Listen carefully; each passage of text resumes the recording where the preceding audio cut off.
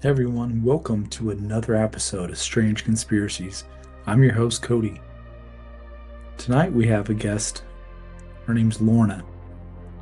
She's from London and she has a very interesting story to tell us. I hope that you'll stick around and listen to her story in the entirety of it. I think you'll find it very interesting and intriguing. As always, we appreciate you watching this channel. Let's dive right in. Thanks for having me, Cody, and hi to everyone as well watching.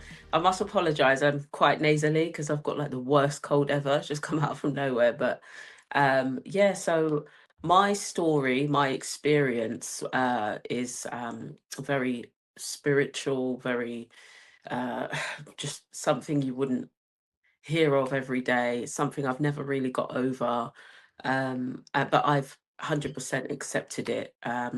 So I was like in my early 20s and I was living in Jamaica.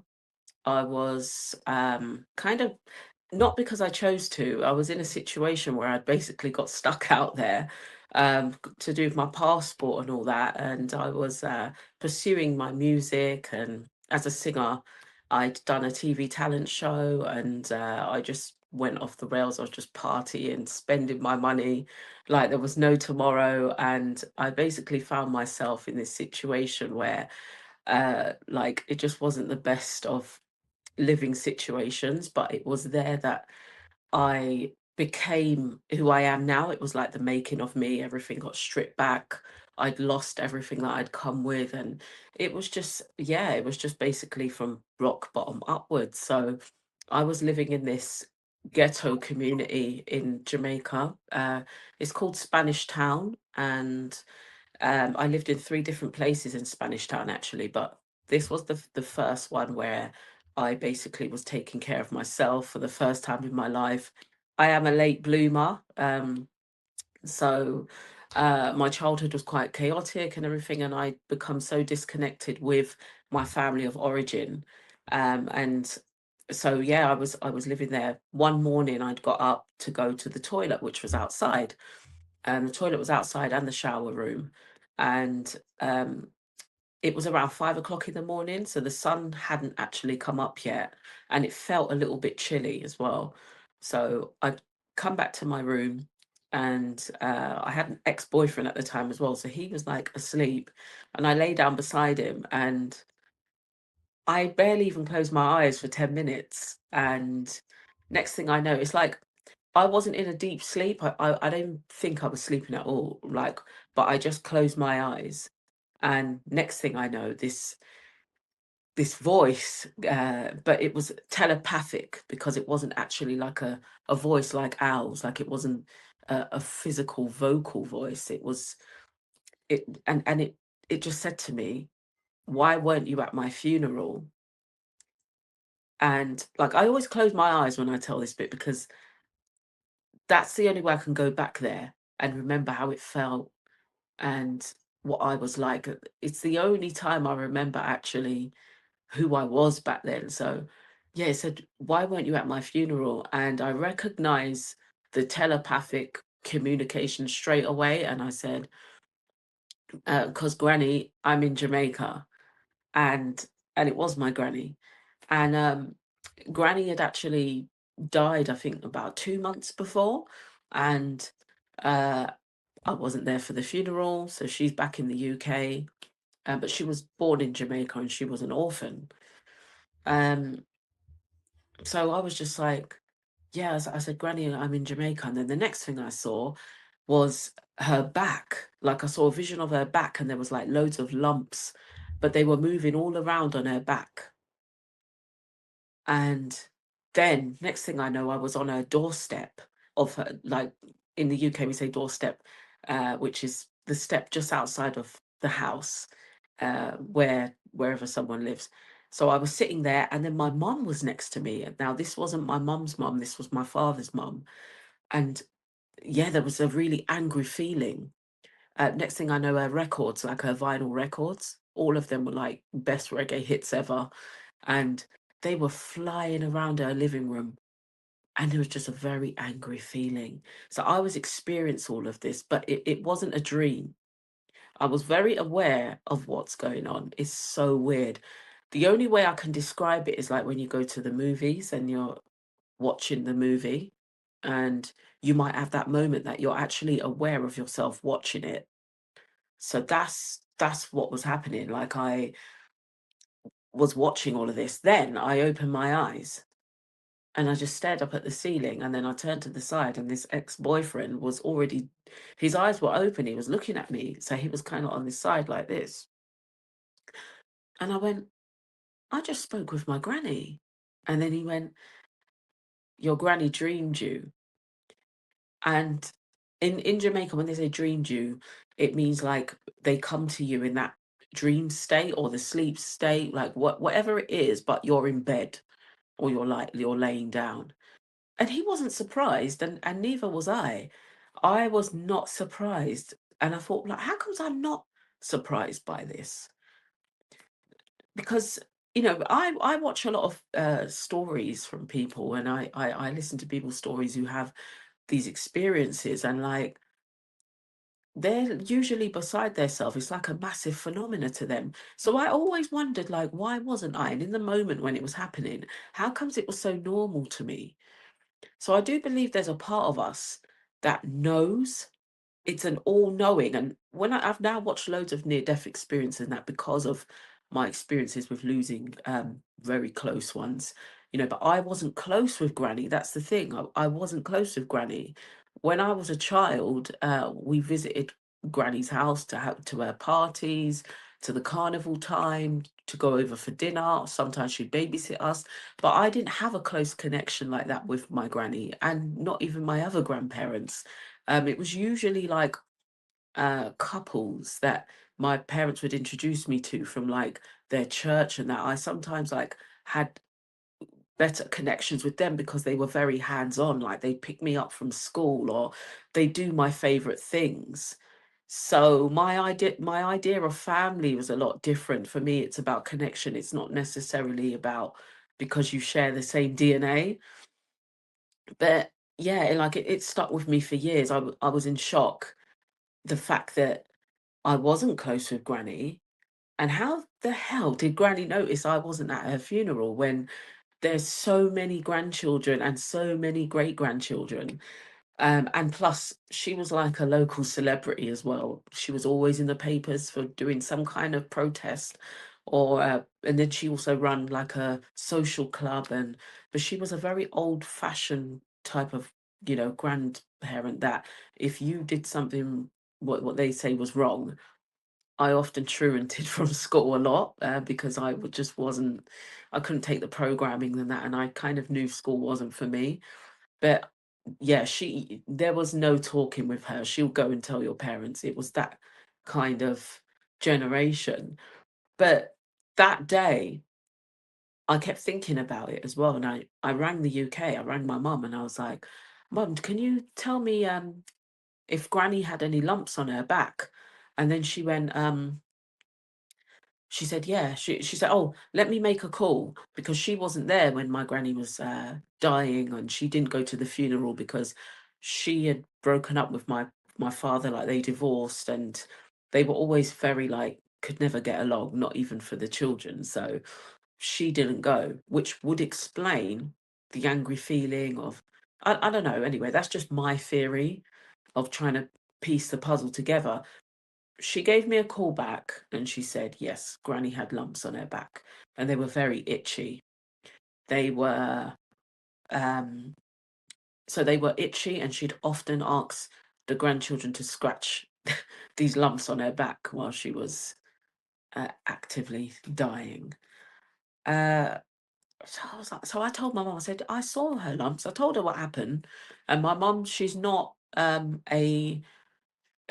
religious people are very, yeah, she's just religious, and they're very stuck in their beliefs. So any new information or new evidence is kind of, if it kind of conflicts with what they already believe, yeah, there's some kind of bad feeling. But that was my truth. It had happened, and I was just like, I spoke with Granny, and she was just like, but she never said, oh, she never tried to say what it was with her belief thing. She was just like, and I said, but don't you find that strange how I know that Granny had lumps. Like, I'm living it up in Jamaica.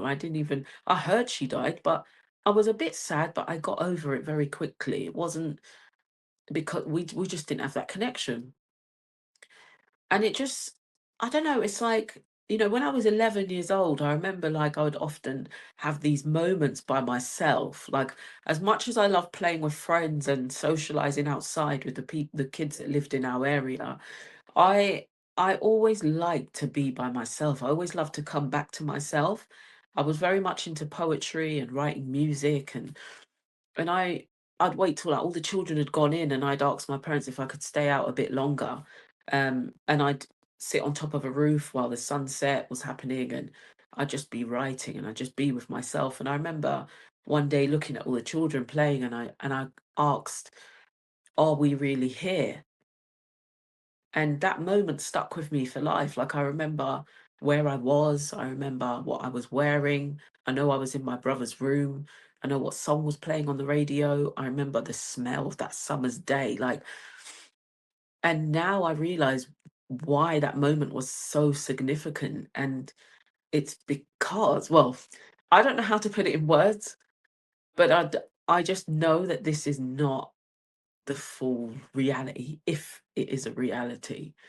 But yeah, I've always been a very open-minded person, despite the fact that I was forced into religion growing up, experienced two different religions. I don't vote. I'm nothing to do with politics. I think that we all need to kind of tap into our own moral compass. That's why it's there.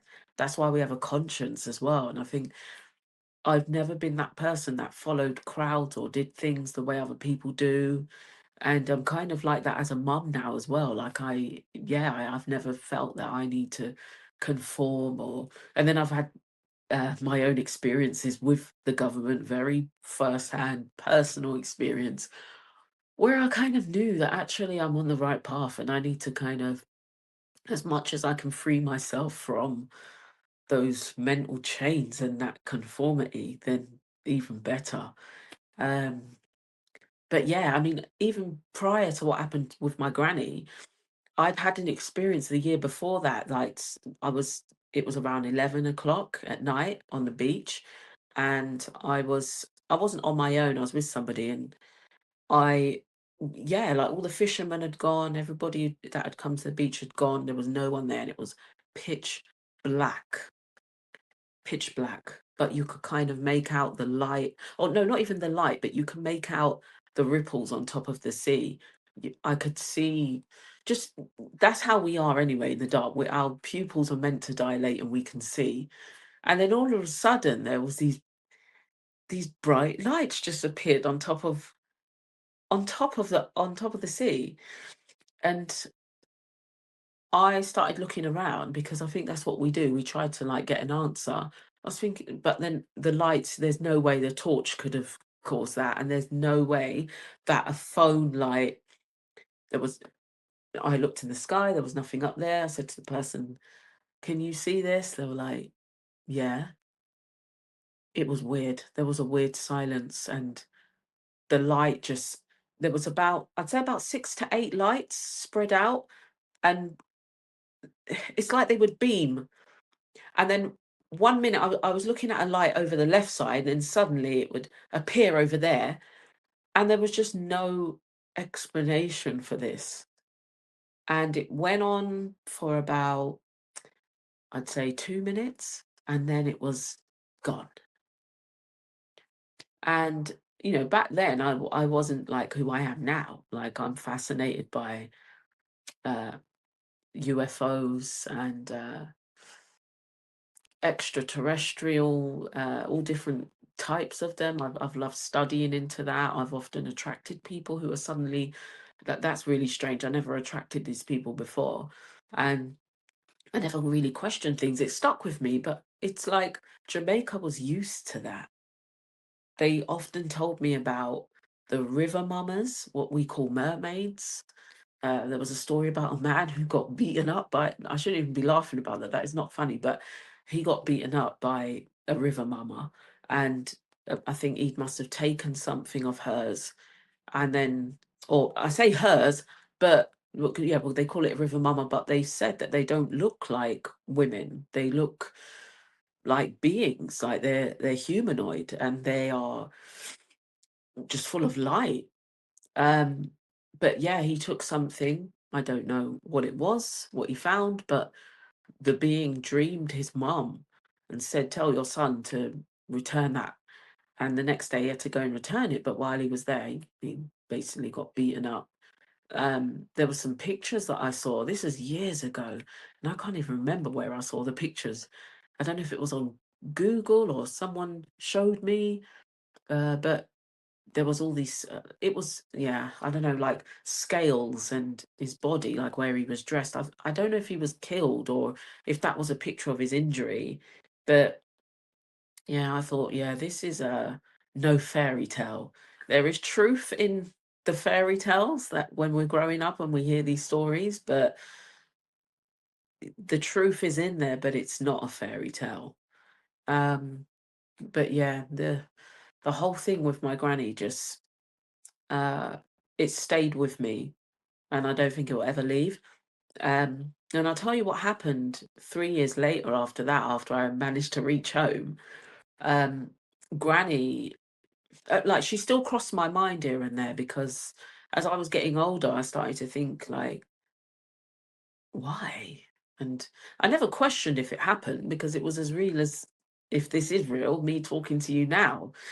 But 3 years later, I was expecting my first baby, and I just felt very connected with the baby. Like I knew who the baby was. Like, and I'm not saying it was Granny. I'm just saying I knew that the baby's the character. And because she'd kick at certain times, if I was talking to someone for too long, she would start kicking. And I'd often find myself saying, all right, bossy. And I was huge. A lot of people thought I was having twins. Um, and I just thought that this is, yeah, really strange. And I had gestational diabetes, I had preeclampsia. But it was a very, very spiritual experience for me. I noticed I went totally within. The filters had totally come off. I was, just I just wasn't. It's like I wanted to not be around people so much. I didn't really like going to the antenatals at the hospital because it was too crowded full of people. I needed to hear something. I wanted to stay connected with this baby. I was given 3 different due dates for this baby, from the end of September to the beginning of October. And then I was taken in on the last week of my pregnancy by a nurse who said I was absolutely loaded with glucose because I'd been drinking orange Lucozade, and I thought it was good for me. And she said, "No, Lorna, you've got to drink this." And she gave me like an original Lucozade. And yeah, I used to get given Lucozades as a child by my granny whenever we'd go up to her social clubs.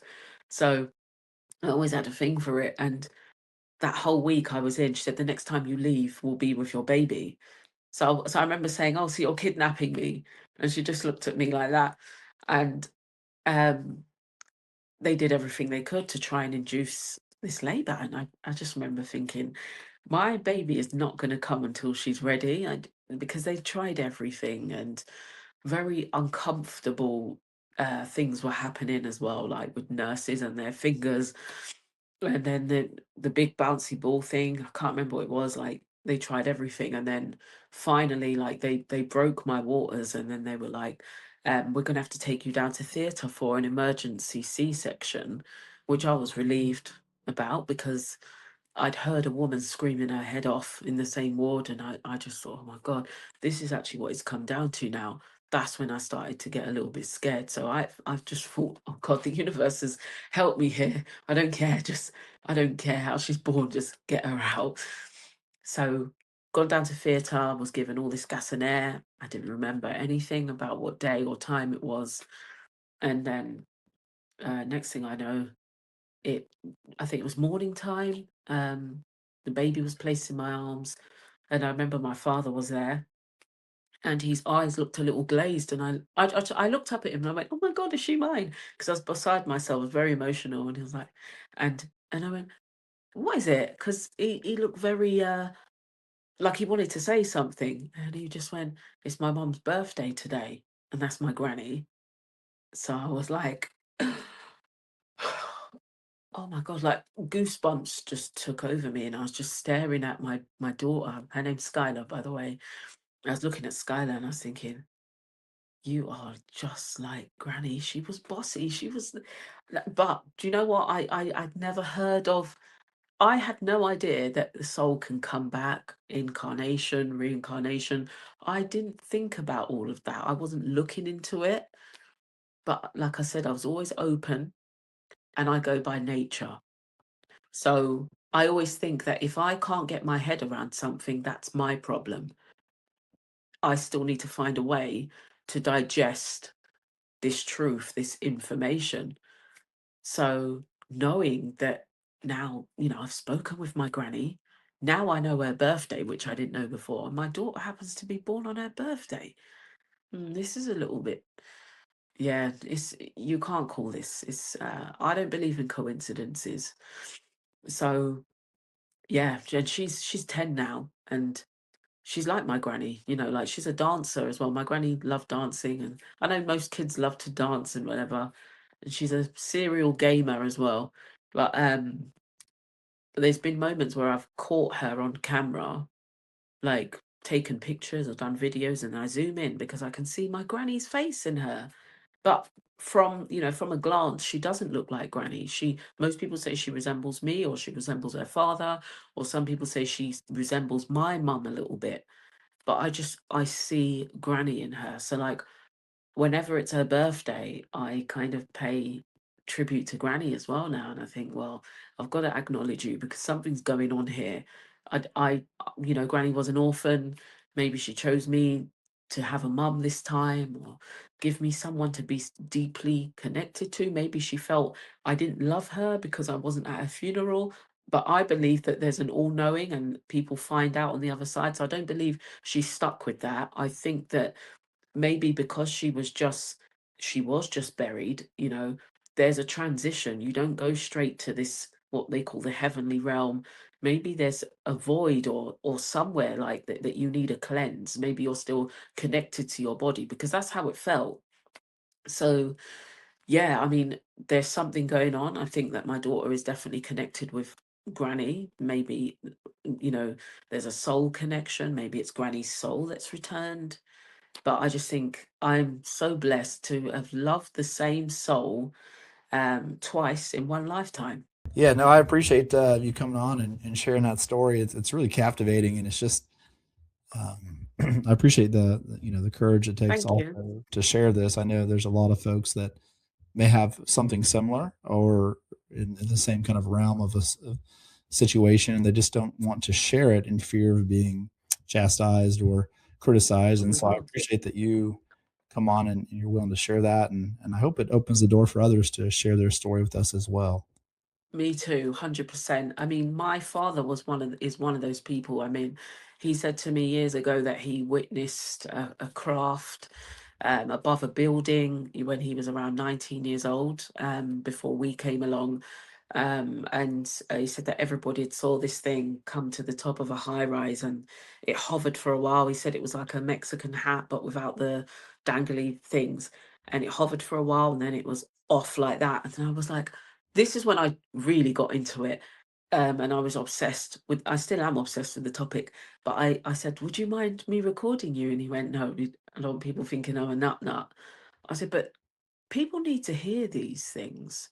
So, like, if anyone's listening, we need to get past this state of why do we care what other people think? Because you'd be shocked at what some people think. A lot of people mask, you know, who they pretend to be in public is very different to their own thoughts and who they are when they're on their own. A lot of people are very open, but maybe they're maybe surrounded by people who are very closed and or just very physical, and think if I can't see it, it's not there. That just goes against the whole laws of nature. We can't see love, but we can see how it's acted. It's not a physical thing. We can't see oxygen, but we know it's there. We can't see carbon monoxide, but it kills. So I just think, I've never ever thought to myself to never tell my story. I've been around atheists, I've been around religious people, I've been around people who are on the fence, I've been around people who are not sure, and I just speak my truth. That's my experience, you know. People tell me stories. I never say, did that really happen? I think so. I think we all got to give each other that grace to, like, you know, have that space and be open, because there's a lot that's still not understood here. There's a lot going on. Like they say, we don't really know the oceans, but look how much stuff has happened in the oceans. We don't really know what's out there. That's why I love listening to the pilots who tell us stories of what they've seen, and what they can see when they put the plane on autopilot and they just kick back and they're like looking up. They're like, it's crazy. They're like, what is the sky? What is beyond it? What is it really? Um, a lot of what we're being fed is lies, but we've got to listen to the experiences of people, because millions of people can't be singing the same song, you know, and a lot of people have got nothing to gain from this. You know, they're not trying to get rich. A lot of them aren't making books. They're just saying what it is. They don't have all the answers, just like me. I can't actually say where Granny went after that. I can't say what happens, but I do know that we're not our bodies, and something is surviving the bodily death. And yeah, there's a lot of people out there with lots of experiences and lots of people with stories, and I love to hear them. I love to hear them. You know, science is now, you know, it's not where it used to be. A lot of the science now, I'm a part of quite a few spiritual groups, a lot of science groups on Facebook, and I'm shocked at how many of them don't know about neuroscience and about the all the experiences and all the new updates of what's going on. You know, medical science has admitted, you know, that consciousness is nothing to do with the body, it's nothing to do with the brain. And that's the medical field. So yeah, I love listening and reading books from Dr. Bruce Grayson and Peter Fenwick, who was a British GP and neuroscientist who conducted over 2,000 near-death experiences in the UK alone. Dolores Cannon, all these people I've come across, and they're just, it's strange to me of the connection of the spirituality with the ufology topic. Absolutely. No, and I appreciate you coming on and sharing this with us. And like you said, I think it's time that we rip the mask off and everybody share their story. Definitely appreciate you tonight coming on, and we look forward to hearing more stories just like yours. Thank you so much. Thanks for having me as well. No, thank you. I hope you enjoyed tonight's episode with Lorna. I appreciate her willingness and strength to come on this show and share her story. With that being said, if anyone you know or yourself have a story to share and you want a safe place to share that story, please reach out to us at the link below. Email us. Let's have you on this channel. It's a judgment-free zone. We cover a lot of broad things on this channel, from aliens to Bigfoot to cryptids, Dogman. Also, we're kind of diving into a little bit of true crime here in the near future. So bring your story, let us share it, and we look forward to hearing that story from you. We drop a new episode every Friday, and we're also on Spotify. So please get on and give us a like and a follow on both platforms. And we definitely look forward to seeing you guys next week. Whether you believe in reincarnation, ancestral memory, or just the mysterious ways love echoes through generations, stories like this make you wonder. Does love ever really leave? Or does it simply return in a new voice, a new laugh, a new pair of eyes? Until next time, Strange Conspiracies.